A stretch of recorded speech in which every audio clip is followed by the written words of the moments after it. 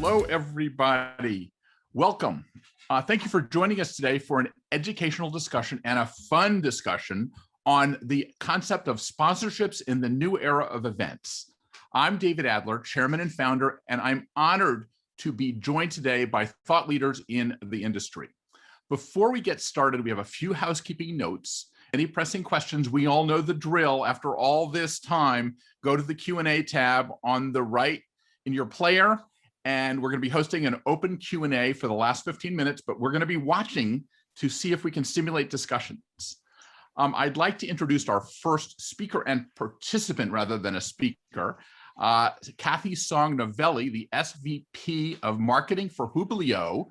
Hublio, we're going to learn how to pronounce it correctly, too, is an outstanding virtual event platform that is focused on connecting attendees and sponsors to create lasting event experiences. She's our event sponsor today as well, and she brings so much experience that I think you're going to really find her engaging and interesting.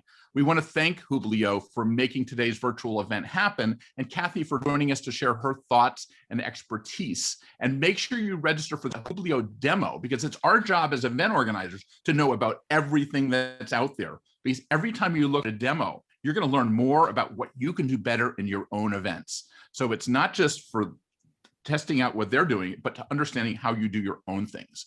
Also joining us, say hello, Kathy. Hi, thanks a lot, We know David. that it's you, and you're going to give us a little bit about your background. And we may have Alexis Ritchie is the co-founder of Nectar. Say hello, Alexis. Hello, and thanks for having me. I want to get a little background on you as soon as I finish this.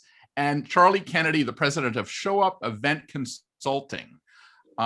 Before we get into it, I would like to go through a little bit of each one of your backgrounds so people have a context, especially how it actually relates to the topic of what event sponsorship is now. So Kathy, why don't you go and give us a little bit of context, and then we'll go into more of the details. Yeah, absolutely. So my background is quite vast, and like you just mentioned, I used to work at a little social media platform called MySpace. That, for those of you who are not in my generation, it was the Facebook before Facebook existed. But I spent a number of years actually being the sponsor for many events, and so it's very exciting being at this place right now at Hublio, where we are essentially at the embryonic stages of events and virtual events. I very much liken it to, aside from working at brands like MySpace and Pandora, I also used to be on the ad agency side. And I liken the place that we are today with events, sort of like how it was when Google first entered, the digital advertising space. None of us knew how to understand it, how to use it, how to optimize, our campaigns with it. And I think there was just a steep learning curve, and that's where we all are today. And what excites me is that everyone has all hands on board, I think, to support each other, to get through this, to learn, and to make this the sort of best evolution of events we've ever seen. And with Hublio, you're dealing with some of the major brands in the world. So it's a significant platform. So I wanted to realize that. Yeah. So that we're actually trying to figure out, part of what we're doing today is reinventing what event sponsorship is as we talk in real time, which is why we don't have lots of PowerPoint slides and things like that, because we're all just learning how to do it. Charlie, tell us a little about your background. You've worked for some huge brands as well. Sure. Thank you, David. Thanks for having me as well.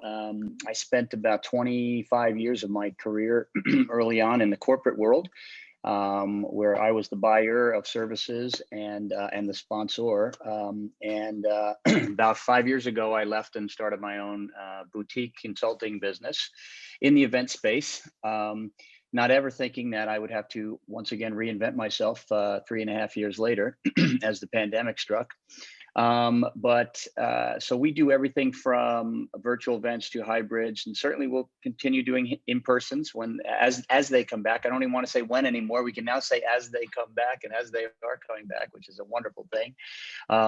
And really, it's been an exciting year learning a whole new side of the business that a client of mine and I spoke about the fact that many people streamed their events and gave it zero attention. And it was just a computer sitting on a desk, and there's a really nice guy or gal that was like running the information, running the technology there. No one paid attention to it. And now we were talking as a panel recently, we're producing a TV show to go along with our live in-person event. So we've enhanced the experience, and we add to it in the hybrid world. It's not a takeaway, it's an add to. Okay, so you got to give us a couple of the brand names that you've worked for, because I think we've heard of a few of them. Sure. Yeah. Actually, well, I was with L'Oreal for about almost just 20 years. And within there, I worked in their professional salon division, as well as worked on some procurement teams with the rest of the consumer product group and the professional products. NPD is a client of mine, a huge statistics company and an analytics company that serves every brand out there. We're currently working with right now with Disney, actually, on their upfront, and have been for about 4.5 months with them. So those are a couple names that we're working from and certainly learning from as well. And the most important thing is that this is your second haircut in a year, and you went to a salon. Yes, I wanted to show that off, and thanks for saying that, David. Yeah, it's my second professional haircut. Although you would think after 25 years in the professional salon industry, I might have learned how to do this a little better than I do. Not true. All the respect and props out to every salon professional on the planet. You didn't use one of those things that you buy? Oh, I did before Zoom became really popular. And last but not least, Alexis Ritchie, tell us a little bit about your background and your chops in event sponsorship, because we have some related things that we've worked on together. Oh yeah, of course. So I have been in the industry now for about 10 years, majority working in trade show and a financial institution, heavily dealing with sponsorship deliverables, working with our sales teams to kind of come up with on brand kind of activations and moments for these sponsors. I was at BizBash for a number of years. So I had the joy of working with everybody on that team, which is awesome. After going on to IMG, I actually last year, the beginning of the pandemic, started my own event experience agency with 2 partners. And we really can facilitate everything from a brand activation to a virtual event. Together, all of us have more than 25 years of experience, which is awesome. And super excited to be here and talk about sponsorship and kind of how everything's changed, because again, we're all on this kind of new road to coming up with solutions. So super excited to be here. So I want to tee off the conversation by saying that today, this is going to be May 1 is, I guess, tomorrow. And we have all of a sudden announcements that New York has opened up, that Las Vegas has opened up, that things are starting to happen. So we're really on day 1 of the event industry 2.0 or 10.0 or whatever it is. And we also have learned that we don't know anything. That's one of the reasons we have no PowerPoint slides today, because anything that we prepared yesterday is probably something that is no good today. And this conversation is meant to stimulate your thoughts, to see what you can do and how you can iterate and evolve in real time. So I think part of this conversation, you're going to hear how Charlie may say something and Kathy may say something. It'll say, and you'll in your mind say, oh my God, why don't I do this? So we want you all to be active listeners today, because we're all reinventing as we go. And also, how many of us had that client meeting and we are in the car and we rethink everything as we go because we heard something on the radio or something, or on an RCT. So that's what we want this to be. We want this to be real active listening and real active innovation. So I wanted to start off with everyone to go around the horn and say what they think event sponsorship is today, or what is sponsorship. Kathy, you've got a broad background in this, and we've talked about, we don't know anything. What do you think?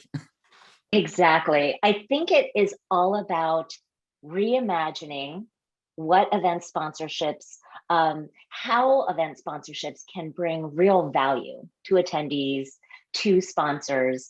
And what's core, and I think we've all experienced this, is while we all miss in person, there is absolute value to being there, having those one-on-one opportunities to meet and greet.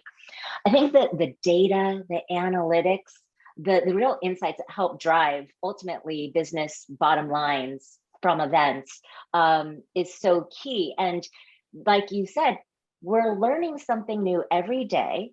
And the analytics that platforms provide enable you to actually understand the audience behavioral trends and interests at a much more meaningful level, right? Because historically it was large averages of numbers of people, right? This many people attended your session, this many people entered sort of the networking area, but it didn't get granular as to who, the types of personas, what content is driving what kind of engagement. And I think with these platforms, you've got that granular data that can not only help brands, really drive their bottom line, drive leads if they're a B2B brand, but it is also like constantly learning about your target audience in ways that we didn't have at our disposal before.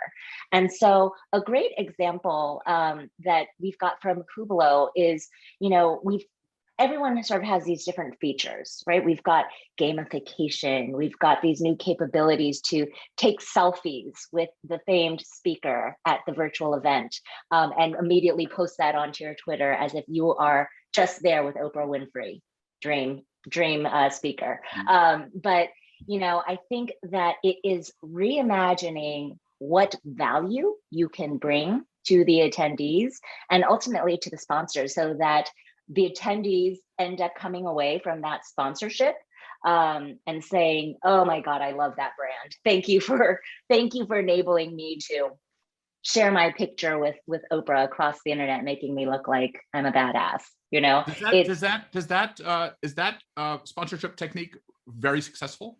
The whole idea absolutely. of this?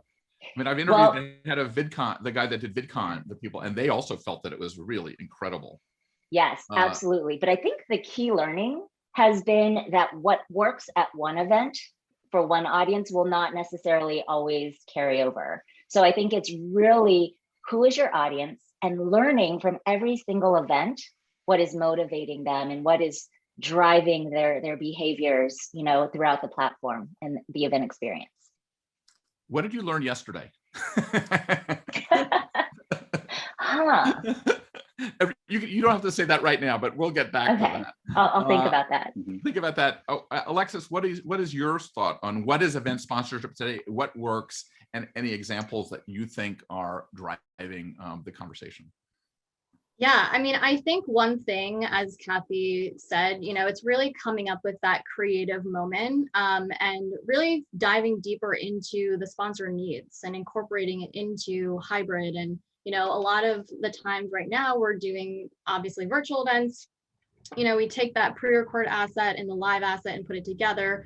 And now at hybrid events, we can really kind of combine the two and get way more reach. So one event that we produced back in October, we put our TV producer hats on and really incorporated kind of mini commercial breaks, which aired to the virtual attendees as well as in the room where the in-person attendees were. And the content from that commercial was a physical product on site that the actual sponsor wanted to get in front of this particular audience. So we had different areas where, virtually there was a virtual sponsor booth where people could pop in, have different questions answered. And then on site, we had that actual physical, connection as well. So I think it's just really getting creative and trying to figure out what those sponsor needs are so you can set your sponsor up for success. Charlie, why don't you comment on this? But I want also for you to comment on what happens to all of us, and everybody out there will recognize this. The sponsor says, "I want to do something completely different than anybody else." How many times have you had that, and how do you deal with it? And what works now? From a hybrid perspective, David, if that's what you're pushing towards here in this particular instance, we have found and learned, and recently have learned, the light bulb goes off. There's a notion called live hosts and MCs on these virtual events. And if you've sat through industry events like we have on my team, we see things and we're like, oh my gosh, if somebody could just tie that together, if they could just lead from this subject to that subject and just take me on the path. We're viewers now. Again, we're sitting there, not even we can't even turn to the person next to us sitting in a ballroom and say, what did he mean by that? A live host on these virtual platforms and these virtual streaming moments becomes, to Alexis's point about TV producers, it enhances that whole product. You can market completely different sponsorship ads to a virtual audience than you do for an in-person when you do these hybrid type situations as well. But that one little simple thing was a host. We didn't even think about it. And there's a whole industry out there that they're utilizing this in a really incredible fashion. And we've been talking to our clients about it now, and they just all light up to go, okay, I didn't even think about that. Go a little deeper into that. The host Sure. concept. Are they talking about this product too? I mean, are you talking about any type of event? Because what's interesting when you in the podcast world, which we do Gather Geeks all the time, and I'm noticing that when hosts do the live read, it has a lot more impact than when you bring on somebody that is just your voice of God. Mm-hmm. Oh yeah, and I mean, just like in the trade show market, in real life, you oftentimes had ambassadors in your booth that were, essentially paid characters that were trained actors, and they learned lines and they learned script and they studied and they knew the product. And in fact, in many cases, you'd be amazed by how many people thought they actually worked for the company after a 10-minute conversation in a booth and an interaction. Give them, prep them well, set them up to succeed, and then they will do exactly what the viewer needs, which is tie things together for them, because they essentially are a viewer. When they have several interesting speakers on a panel, they're able to approach each one and say, I'm learning about this. I know this brand does this, but could you help me connect that to how this brand over here operates? And it really is it enhances the experience. Just like if you had a great moderator on a live panel. It's really essentially the same thing, just different format. Well, it all comes back to this concept that I believe that event organizers have to be collaboration artists, and that the facilitator becomes that. And the facilitator also I can talk about this because I've heard of the guy, Walter Cronkite, but who is the Walter Cronkite of this, of your world, is really, because it becomes done to believability and trust. And so what does that, Kathy, have to do? How does trust impact sponsorship? Oh my gosh. So because we are in this new stage, right? I think event organizers, sponsors, everyone is in this unknown space. And I think in order to drive the trust of the entire industry, there has got to be expansive support teams. There are a lot of technologies out there that are essentially like, so easy, go and produce your own TV show, right? But for most event organizers, that is gut-wrenching and threatening, right? And I think that for many, it's really, how can we hold your hand through this learning experience?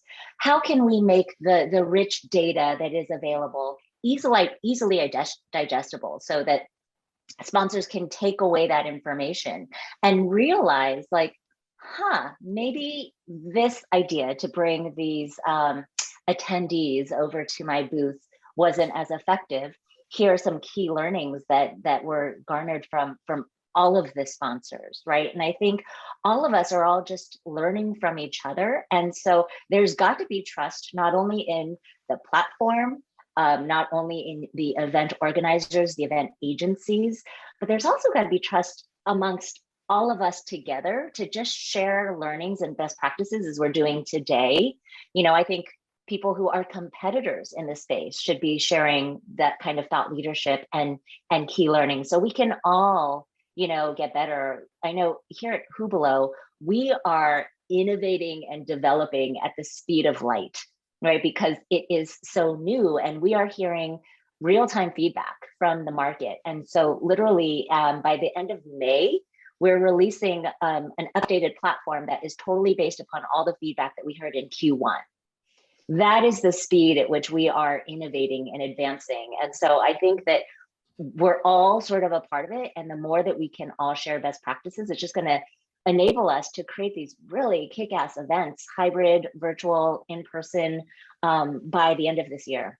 But it sounds like one of the things that you've done, and I think this is part of all of events, is that you've created the rocket ship, and you've also created the rocket ship pilots as well. Yeah. Because a lot of times you just buy a virtual event platform and you really don't know how to use it appropriately.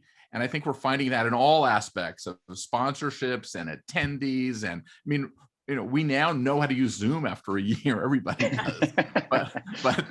but remember in the beginning, it was like, oh Finally. my God, this is like my microphone's going off and everything is going. Now we're like pros at dealing with all the parts of it.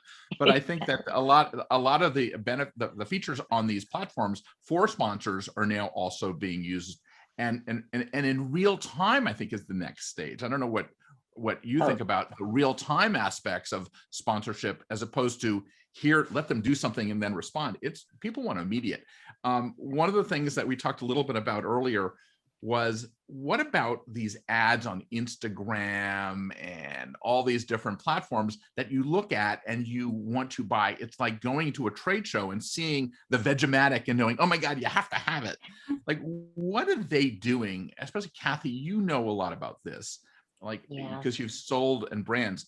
What is the technique that if someone's going to listen to us today and say, I want to make my sponsorship or my advertising more effective, what do you do? Yeah, and I'm going to ask that to everybody as well. Yeah, I mean, data is king here, right? The reason why those Instagram ads are so effective is because they understand your DNA, what motivates you to buy, what type of imagery is going to get you to pause your scroll and want to learn more. So their algorithms are no joke, right? So I think similarly, this is what virtual events is doing for sponsors, for event organizers, is that data allows you to truly understand what's going to motivate your target audience, what content is getting them to chat, what sessions are getting them to download, ebooks or download videos and want more information. And back in the day of in-person, it was literally like we talked about those high level average numbers that maybe gave you some directional information. But now that it is so much more granular, it will allow us to create sponsorship opportunities or ad placements that are data driven and powerful, just like those Instagram ads that have gotten all of us, I think, right? Like we have all purchased those things we should have purchased. Won't that translate into the actual live events too? Because you can use the same data, because behavior is behavior, right? Or is it different on virtual platforms versus in place? Have you found that it's different at all, or is it's associative in some way? Yeah, at least for us, we found that directionally they generally translate. However, sort of like Charlie spoke earlier about sporting events, right? You have the experience that is in person, that is amazing. And then you've got the experience while watching TV, where you get to hear the commentary, watch play-by-play, watch different camera angles. So there are advantages that are separate. So this is, I think, the challenge right now as we are moving to hybrid, is understanding what insight is relevant for virtual, what insight is relevant for in-person, what is relevant to both, and unfortunately, fortunately and unfortunately, we're at the place where I think we have to experiment wildly to gain that expertise. David, I'm going to jump in your chair for a second, if I could, just based on what Kathy was just saying too, because what's ringing in my head is like, we can probably maximize event apps. It's not quite as sophisticated at the moment, technology to study DNA of all your attendees. But if you do create a good event app, make it engaging, and create some interaction there, you could actually push messages and serve information to them same way you would be getting it on your Instagram feed. So Kathy, you may know, Alexis may know this as well. Maybe there's something out there that is sort of, that technology is already moving down that road, but the event app is a great way to isolate your community in real life, and in fact even in virtual too, with the interactivity that they have. But is there a way to do something along those lines too? Yeah, one of the things I've talked to I don't know if these friends of mine that run Daybreakers, how many people have heard of Daybreakers, which is this morning dance thing where they rented discos and boats and everything else. And in the morning, they would have these incredible events that were sponsored and huge sponsorship. And they pivoted to doing virtual events. But what they've decided, and what I think is the future of sponsorships and the future of these virtual platforms, could be the idea that we're using it for ideation and creating real things. Like they brought on a lyricist and a musician and captured the wisdom of the crowd to create music that was unbelievably fantastic. And I think a lot of these virtual, what I think what Charlie was saying too, we're capturing people in real time. So rather than waiting for Instagram for people to go on, you've got a live laboratory. And that is what's so interesting. And I think you're going to see a lot of sponsors using this as a creative tool to actually not know what they're going to end up in their sponsorships. Is that agreeable? Do you think? Fight me on that. Alexis? Yeah, I mean, I kind of look at it from a different angle too, kind of from, the show management side or the event planner side who's producing the event. I mean, with a lot of this data that's coming out, I mean, we could be using it to our advantage, especially if we are, let's say, at a trade show and we can see we've done a virtual trade show. All the analytics have kind of pointed to which booths are getting the most interaction. We can kind of use that to our advantage when we are flipping to a hybrid to kind of place the floor and do the flow of the event and kind of use that data to make the event just more engaging in person as well. So it's going to be really interesting to see how we're using this data, and especially with all of the technology that's coming out. I mean, it's definitely an advantage. Well, I think also that relates to what Kathy does with Hubilo. Say it again. Hubilo. Say it so we can understand it. Hubilo. We're gonna have a drinking game around this. Exactly. Who below my desk right now? Who below? Yes. Who below? That's good. We got some marketing messages we're creating. Well, the idea of actually moving things around in the virtual space from the data is actually part of the same thing. So you're going to see, the things that people care about, and breaking the fourth wall and breaking the fifth wall. Are you seeing? We have some key knowledges because we've been through Zoom for a year, but you guys probably are innovating based on what you see, and the whole framework could be different tomorrow. Totally. At every event, right? I got a little bit granular before, but it could also be very high level with regards to understanding in real time what the right session format is, what the right length is, right? I think people took a lot of in-person events and the model and just translated it straight to virtual. And I think they quickly realized that didn't exactly translate. A 5-day event just isn't going to generally drive a lot of success and engagement as it used to, because it's not fueled with as much drinking and partying on the side. But I think that, finding those key learnings in real time to understand, oh gosh, people are really engaging with events that are no longer than 3 hours and sessions that are no longer than 20 minutes, right? Versus what used to exist. And similarly, Hubilo, sort of the backstory there is that they used to be an asset and campaign management platform for event organizers. And they also created apps, as Charlie was discussing, for events. And they had this algorithm that actually match-made people with machine learning. You could input what your interests are, what you want to learn more about.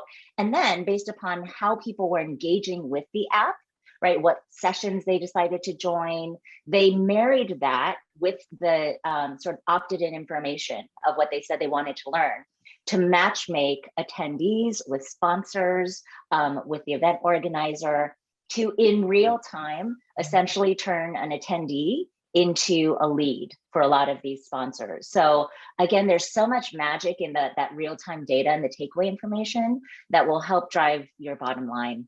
It's very cool. So, one of the things that I want to get into now is the concept of direct to consumer, but, a brand can create their own virtual event and cut out the middleman too.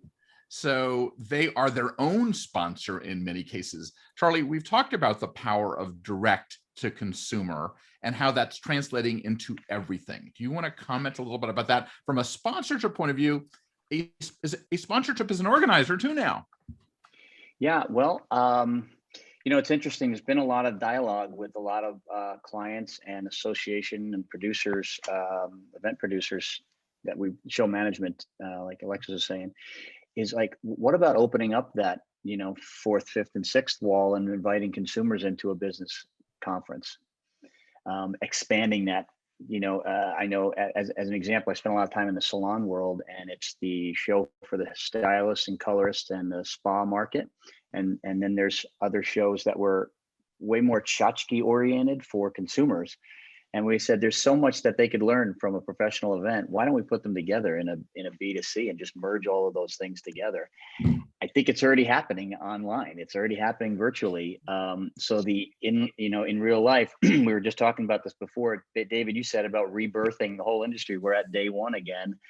You got to catch up to the in real life people that are thinking we're just going to pick up where we left off are going to have to catch up to the virtual world that's moving so fast. In Kathy's words before, Yeah,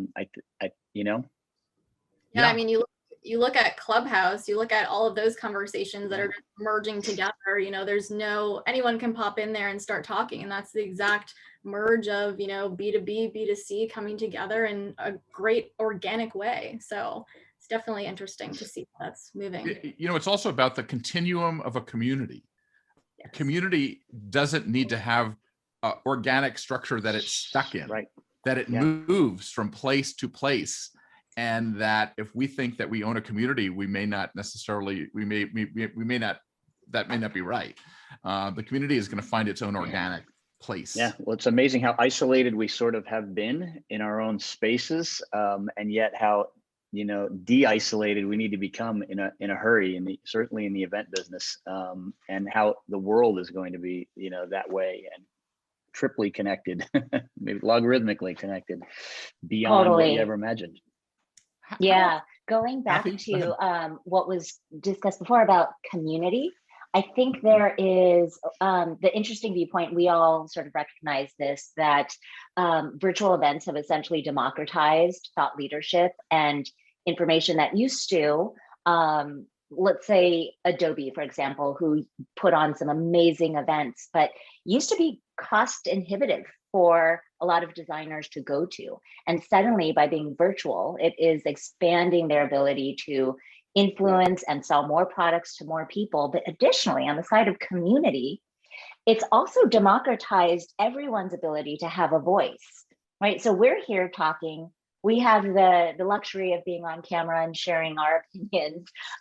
But look at this chat, right? This has democratized everyone's ability to have a voice and maybe even question the nonsense that might be coming out of my mouth. So I love sort of in real time.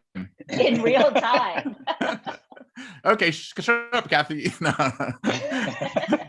I think that we are. I mean, also, what's happening now is we're watching a conversation happen like we're having just a phone call with a bunch of friends. And do you think that people want to sort of hear it that way, or do they want to hear it in a formal way? Charlie, do you have any sort of thoughts on that? We've all been in the corporate world where you have PowerPoint point 1, PowerPoint point 2. You glaze over. I think the term get real or got real, it got real, has happened to everybody in the last year. And I mean, let's see in the chat if this lights up anybody's fingertips at the keyboard. But I feel like this type of a discussion is where people feel like they're getting in behind the scenes. They're seeing a little bit, getting inside our brains a little bit and our thought process. And they know that, while David, you might have assembled us and called us experts, and you certainly are in that realm as well. I think it's experts in thought leadership, if anything. I don't call myself an expert. I told you this when we first started talking, that if you show me an expert in a hybrid virtual world, I'll show you a really good salesperson. Because everybody's learning every day. And I don't think there really is a level of expertise there. But I just feel like people are getting another angle, another perspective, and another look inside to feel the community. you know, to Right. feel like they're part of something and they can ask more direct questions of the experts in the world, so to speak. Well, not to open up a can of worms, but I want to throw this question out. Let's say you're driving your car down the road and you have the ability to put 2 bumper stickers on your car. One is "Contact is king," and other one is "Content is king." Where do you fall, and which bumper sticker do you put on? Kathy, do you want to start? Yeah, well, I have an organic dislike for bumper stickers, but Yeah, me too. But I thought there was an easy way to explain it. That's different. No, I kid, but On your laptop. yes, exactly. Laptop, I'll throw any sticker on. But I would say that content for sure is king, because while we are all missing contact, and that's going to come, I think what is ultimately going to drive more meaningful interactions, engagement, getting attendees, sponsors, everyone to lean in, it's going to be more meaningful content, that around that content, then community will build, more conversation, more contact. But I think, you know, if you think about the sort of organic anxiety that humans have of just networking coldly, I think, at least for myself, right, just entering a hall for a happy hour, it freaks me out, because as a marketer, I know I'm going to have about 30 technology people coming up to me trying to sell their stuff. And then, but also, like, I want to go and have meaningful conversations around specific content that might be a pain point of mine, and everyone is sharing thought like they are here in an honest, transparent manner, you know. And Do you think, let me interrupt, I don't mean to interrupt, Please. but I interrupt on purpose because I think it keeps it going, so I apologize. love it. The idea that the content, though, has to be really good, Yes. or contact becomes what people do on their own, right? But then Exactly. so the Hublios of the world have to make sure, and the organizers have to make sure, that that content is kick-ass and relevant. It can't be Yes. pitchy. 100%. Yes. And I think that's where, you know, the data that we keep going back to comes into play, right? It's black and white. You can see what content is driving more engagement, is driving more downloads, more engagement in the chat, all of that. So I think that is key, is how do we learn about what behaviors are happening online more so than in person? Alexis, I know that you don't have a car necessarily in New York City, so you may have to put your bumper sticker on your computer. Or my bike, right? I can put it Or on your my bike, yeah. Okay, good. Yeah. I really think ultimately right now, contact is something that we're all craving. Obviously, given the past year, you know, we haven't really been able to gather. But I kind of firmly believe that content will always be king, because if you think about why we gather, it really revolves around some type of content. So if the content is there, people are going to be gathering, and then it gives you that organic contact. So Let me give you the counter argument, though, and see if you can beat me up like you normally do. What about the idea that content is everywhere and it's universal, but the idea of being in one place in one time with a certain amount of people is an advantage that you don't get. That's another way of looking at it, right? Yeah. I mean, I think definitely, you know, can I have both bumper stickers on my? You can have both bumper stickers. Okay. They kind of go hand in hand, and you know, I think it definitely, yeah. At least it's forcing us to think about it. Okay, Charlie. Yeah. But Alexis, maybe you could stand on the corner and give out free hugs. And, yes, and with a chug, you got a bumper sticker that said "Content is king." Because I'm with you. I'm with you on the contact, as a guy who spent 30 years in the professional salon industry, where a hug is a handshake in person, no matter who you are. It's just how it works. And so that contact is certainly lacking, and people are clamoring to get back to that and can't wait, I believe. But to the point of what, if you had to pick one or the other, content, I'm going to, continue down the road. I was trying, while I was listening to their answers, to fight my own argument, even, David, because I was last in line to stick with contact. But people just want short and sweet, we talked about, and people have learned to maximize their time. How many moms or dads that are with at-home schooling over the last year realized that they have 2 hours to work in the day, maybe, Yes. and maximizing everything into that. And then what's the attention span, and what's the tune in and tune out rate? That's the analytics of this. It does not lie. You could lie and say, oh, I stood at the ballroom door and saw maybe about 30 people left, 40 people left at an event, but you can't really lie when they click off your site when you're on a virtual. So, I mean, I think if you keep the content is completely different in the virtual format, in the hybrid world, for the virtual versus the in real life, in person. They can actually almost be two completely separate programs. So it does, Kathy, it attacks every brain cell you have, is to go, oh, that's another job. So listen, in the event business, we got to get everybody realizing that this is now a 2 job, essentially, that you're doing at every in-person event, and every hybrid event, you have two heads. But I feel like short and sweet is gonna win the game every time in the hybrid world and the virtual world.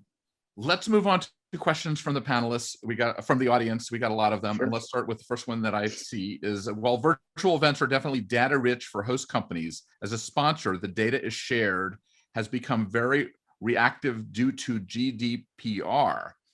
Have you managed this to get sponsorships the most? How have you managed this to get sponsors the most leads possible with usable attendee info? Who wants to grab that one? Kathy. I can address that. So platforms run differently than the internet, right? So GDPR is all about when you are on the free and open internet, you should be able to have your data protected. But the second you enter into a platform, whether it be Zoom, whether it be Hubelo, you are entering into a walled garden, at which point you are giving consent to share data. So it's actually very similar with in-person events, right? So as a previous sponsor of hundreds of events, I would get the name of every attendee. I would get a lot of information about the sessions that they attended. What they would hold back was their email, sort of knowing that people were going to spam the hell out of them. But, honestly, like about 50% of the events would provide email addresses and detailed information about the attendees, from their title to what budget they have for technology. So the event space and the event platforms they benefit by being able to provide not only that high level, like, here's your list of attendees, but here's what people were actually interested in. You've got an ABM list of the top 100 logos that you're trying to partner with. You can go into that data and see what those accounts engaged with and what they were interested in, which is groundbreaking in the event world. It didn't exist before. There's a little bit of controversy about, I guess, Jessica, to panelists. We're required to ask EU registrants if they consent to be on a post-show attendee list. That is true, right? Yes, that is true. Same thing in Canada. So we know that everybody's got to read the regulations and understand GDPR and all the things that are involved, because it's going to be universal, I believe. Next question. Absolutely. What is the difference between a host and a moderator? I know we're seeing this in Clubhouse, that there is a moderator and a host. Who wants to take that one? If not, I have some comments on that one. Well, I can chip in just with, the difference between host and moderator. I think a moderator tends to be a little more engaged in the content and a little more has a little more expertise in it oftentimes, where a host can sometimes just sort of route people around and facilitate, an experience. That would be if I had to distinguish between the two and delineate, that would be my 2 cents. My personal feeling is everybody who does that role is a collaboration artist, and they have to be trained in knowing how to connect people in ways that make it interesting. Or the bigger picture is, how do you get the girls and the boys to dance together at the junior high school dance? I mean, that's still part of what it is all about, to make it so that you feel that spark, you feel that, oh my God, there's an energy level here like that. Okay. Yeah, well, I would also liken it to, the host is, that is one of the most stressful jobs, where I think they likened event organizing as stressful and in close to the top 10 as stressful as air traffic controllers, because they are literally sort of managing million vendors, sponsors, attendees, all at the same time, whereas the host is much more like an Oprah or a David Adler, right? Someone who can be so deeply entrenched in the conversation that they can find the organic way to make it flow and really engaging and meaningful for all of the attendees. That actually is true, because between Alexis and I have done this, and she's having a heart attack in the back while I'm on the stage. Yeah. I'm like, hey. I'm saying something wrong or something. Any recommendations for hybrid networking opportunities during events? Alexis, do you have any? Or Kathy, go. Sorry, I don't want to keep speaking, but I think leaning on platforms that do a lot more matchmaking. We have found that visitations to exhibitors, when we first sort of entered into this virtual world, came crashing down. Right? People were like, "Oh, great! I'm not forced to walk down the aisle of booths to get to, the key speaking session." But that has forced us all to create more value in these exhibitors. And I think that, utilizing tools such as matchmaking gives people the reason why, right? Which is what we have to ask a lot. You have to start with, why will someone want to do X? And then fill in the blank with the most creative solutions, which again will evolve every day.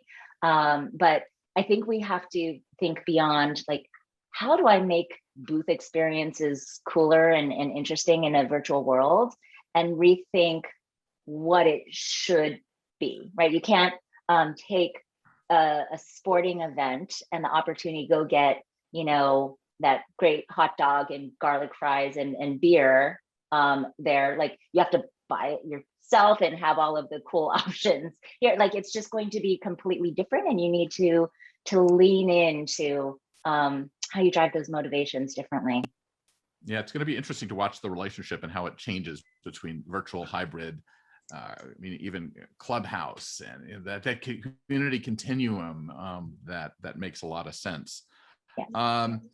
There's another David, question. aren't you releasing your TikTok shortly after this event? Exactly. Is that true? I sort of remember you saying that. I'll tell you, I'm trying to be the oldest, Gen X or millennial out there, because by listening to what they're doing, you're going to see what the future is. Mm-hmm. And for any of us to not do that as explorers in this world, it happens. Being old, I see it happens in 5 minutes. Alexis, 10 years in the business, that's crazy. I mean, like it's just things happen really fast, and we got to be ready for it. Another question: have you experienced sponsors expressing that ROI in these virtual and hybrid events is not as good as they would have received at an in-person event? I guess that would be a Kathy question for sure. Yeah, so that definitely occurred right out the gate. I myself sponsored a number of events last year. There was one dreadful event, and I think it was at the beginning of April, where they took the event and sort of copied and pasted it into the virtual world. We had one attendee visit our booth, and it was by mistake. They were like, "Oh, I'm here to enter for the chance to win an iPad." We're like, "Yeah, we're not doing that." And they left. And it was just for our sales folks who are sitting there, it was awful. I saw someone ask earlier, like, what are some examples of cooler booth experiences? So I would question, if you can't find that great idea, and I will share one that I love in a second, but if you can't find that great idea and that aha concept, I would steer away from it and find other sponsorship opportunities, such as those that let you get on stage and share your thought leadership without selling your product. Or, I think I touched on the selfie concept, right? Something that gives you that unique asset that you could share to the world.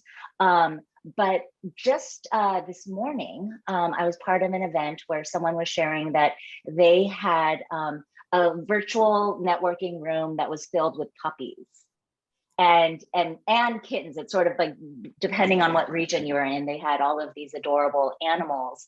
But then they built the storyline of the technology that was sponsoring those cute kittens, right? Of like saving the ecosystem and saving these puppies and these kittens, because they were ultimately trying to drive adoptions and awareness of adoptions through these new shelters.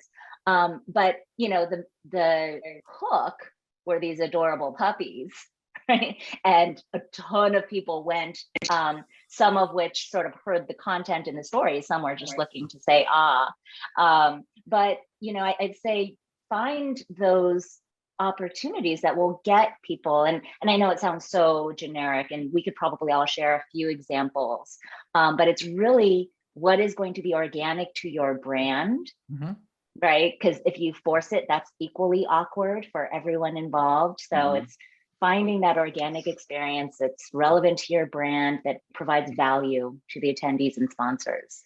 One of the things I think that we should all be watching very carefully, and I've heard Gary Vaynerchuk talk about this, who's spoken at some of our events, and TikTok, everyone has a TikTok strategy, but one of the devices that they're using, because they're experimenting every day, can be translated into those virtual booths and in virtual real live events, because you're seeing things being pioneered on a day-to-day basis, which I think is just something that everybody should be out there doing. Let's go. We have got a ton of questions, so I want to make sure we get through. Here's the next one. We have internal events not open to the public and there are no sales. In person, we offered sponsorships of meals and receptions or other on-site happenings. What concessions can be offered in a hybrid world to attract sponsors? Who wants to take that one?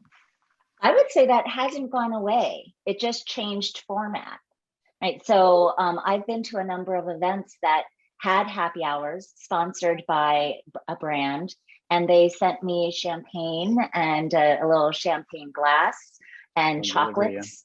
Yeah. Exactly. And they actually said, please show up to this happy hour sponsored by X brand. And guess what? When you join a happy hour or have a sponsored meal at an in-person event, you might recognize it at that moment. But here, sort of like the value of swag, right? When you get the champagne, you get the branded champagne glass, you're going to remember that sponsor a lot more, because when you're in person, you're not generally going to take a champagne glass, for example, back home with you. It's going to be a nightmare in your baggage. But it's rethinking how you bring that experience over. And frankly, if you gift them, they are much more likely to come. Mm-hmm.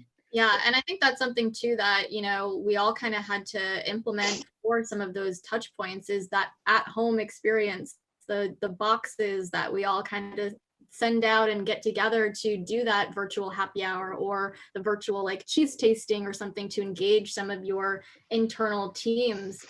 So I think it's just getting, again, it's just really going back to the creativity, like what out of the box thinking can we get together to come up with those engagement types. Yeah, there's a whole world of trying to force this idea. I'll throw this out there for people to latch onto, and I'll help you facilitate if you need. But the whole world of cameo messaging, where you can send a birthday message from a celebrity, like take these clients and deliver them the box. And then when they get the box, they're also served an email that moment that says, hey, John from X client, Oprah Winfrey here. I wanted to wish you're getting an at-home champagne glass. And yeah, I wanted to invite you to our virtual. I'm looking forward to you being there. I'm speaking at the event. There's lots of things that you can, Oprah might be a little on the pricier side probably, but in the cameo, we're like, there's ways of following up with, some of that celebrity that's such an appeal to people, either on the front end, inviting them in, or as a follow-up too. People forget to follow up afterwards. What's that cameo thing is really interesting. where you can buy a celebrity for 10 minutes. And Yeah. You can it's feed them a couple of bullet points, and these are the actors that are in your trade show booth and or hosting your events in some cases, maybe a little more seasoned, but you know, you probably turn on some people to go, wow, Robert De Niro just invited me to the virtual event on Sunday. I guess maybe I will check it out, you know? yeah. Exactly. Yeah. Well, it also goes back to we're at this place where not only did the event industry take a 180, but so did the model of talent. So for example, right, we can get access to all of these cameo celebrities. Their model has changed. So whereas their ability to make money historically was in movies, on TV, now there are all of these other channels that are available.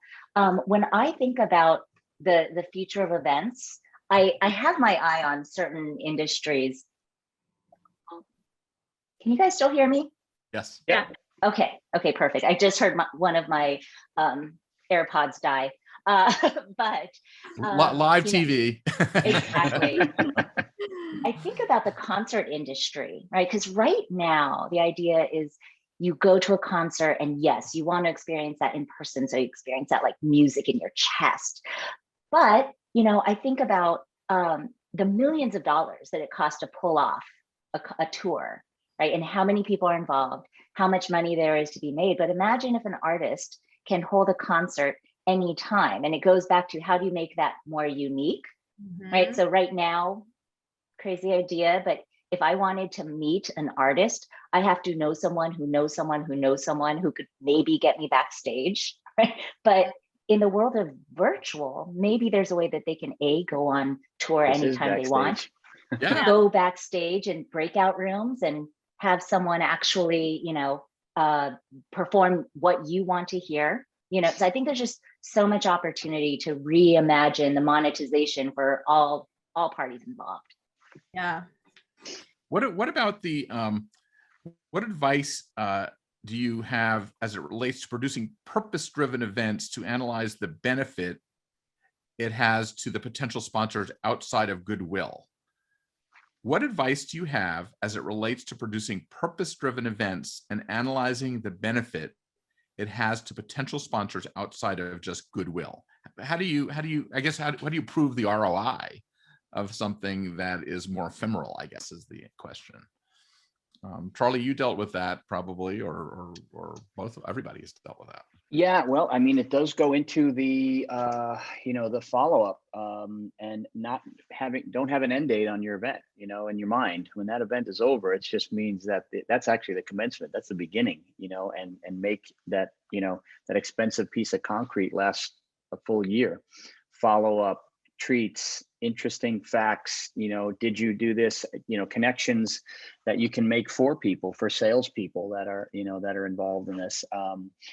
And, you know, and seeing where the connections are. I mean, I think the follow-up surveys and connections with people and communication is the biggest thing. And you have all this analytics now. There's no untruths as to who was there and who paid attention and who was able to, you know, you can make that digital connection, but if there's a follow-up with that, to your point, Kathy, is like additional events down the line, 2 or 3 person private VIP things that are special that a sales team can put together a promo without flying 20 people somewhere. The money spent on this little thing here that people can do from home, quick, easy, and still have big bragging rights when they walk away from it. Right. I like to end all of these things on a little bit of a go around where we actually take what we've learned today and how we felt about this conversation and sort of give people that are listening a way to wrap up what they've heard, because we've been into a lot of places, but there's certain things that happen that we really do have learned something from this experience, because as Priya Parker says in her book, The Purpose-Driven, I think it's a purpose-driven event or something like that, a river is never the same ever. So we're different from this conversation than we were before this conversation. Do you want to start, Charlie, with what you have kind of taken from what we have talked about today, and to give some advice or yeah, I think, well, there's still a need out there. This is coming in from colleagues of mine, but there's still a need out there to blend the two. And I don't know that we have the expert definitive answer for blending live and virtual into this hybrid thing. I mean, we've all sort of made a definition or ahead of what hybrid is, and it's sort of factual and it's 2-channel. But finding ways to blend the two, and I think that's in the interaction. I think that's in the mindset of it, you know, and allowing yourself to actually segregate the two for sponsorship purposes and all of that, but also to then try and figure out a way to bring that back. We kicked around an idea, which was a fun one with the client, that, you know, from stage, instead of just acknowledging people around the world, maybe bringing them into screen, you know, and bringing in, you know, attendees from another country or another state or somebody who's not there, bringing them to screen to communicate with the audience that's live in person, just as a simple sort of interaction. So you go, wow, that was really cool. We actually saw the UK London was right there, and they were in their ballroom with us in Austin, Texas, or vice versa, you know. So trying to blend those things together. I don't know that I have the definitive answer, but I'm always interested in creative ideas on that. And it's, to me, I had to change my mindset to allow virtual. The abilities that it has and the capabilities that it has, it's endless. I feel like it.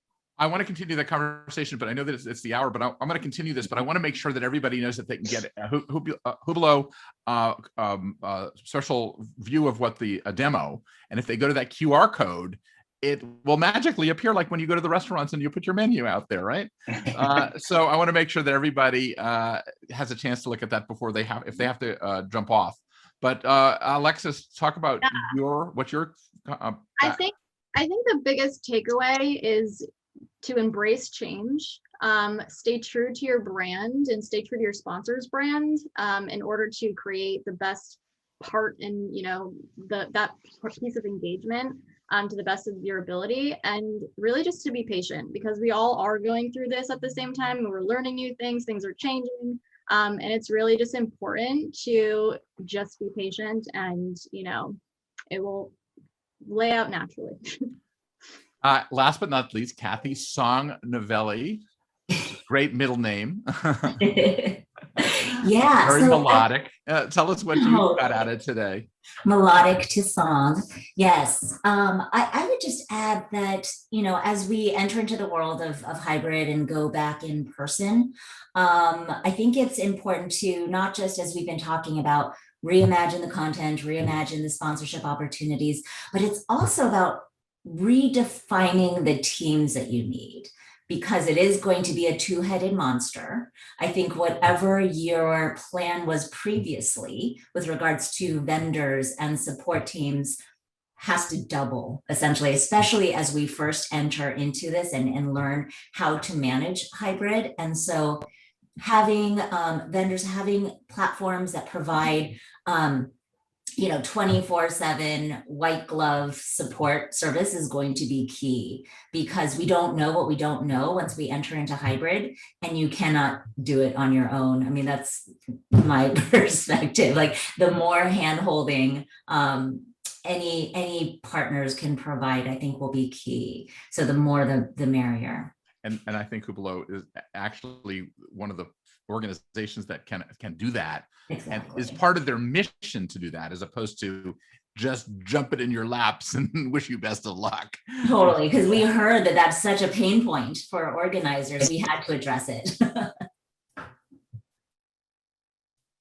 I love this conversation with everybody. I thought that I learned a ton. And I also want to, whenever the client comes to you and says, I want something that nobody else has ever had, I think you got to embrace that and use that as your challenge to stretch yourself, and use the technology and the people and the teams and get ideas from everybody in your world, because there is no shortage of creativity when you do it as a group. When you do it on your own, you're limited. So open up the world of ideas, and you'll solve your sponsor problems. You'll solve your engagement problems. You'll solve your, feeling, that goosebump feeling that, oh my God, this is so much fun. And why do we love this business so much? Because we are in one of the greatest businesses of the world, that we recognize, because we lost it, how much more important it is now than ever. And that this is day one of the future. With that, I want to thank everybody for attending and participating. And we're going to go look at your questions and we're going to get back to you on them if we didn't answer you. So thank you so much. And I guess we're signing off for the day one of the event industry. All right. Thanks, David, guys. thanks for having us. Thank you, Alexis and David. Kathy, Thanks. Michaela. Thanks, Charlie. Bye, everybody. Thanks, Alexis. Thanks, Kathy and Charlie. Bye.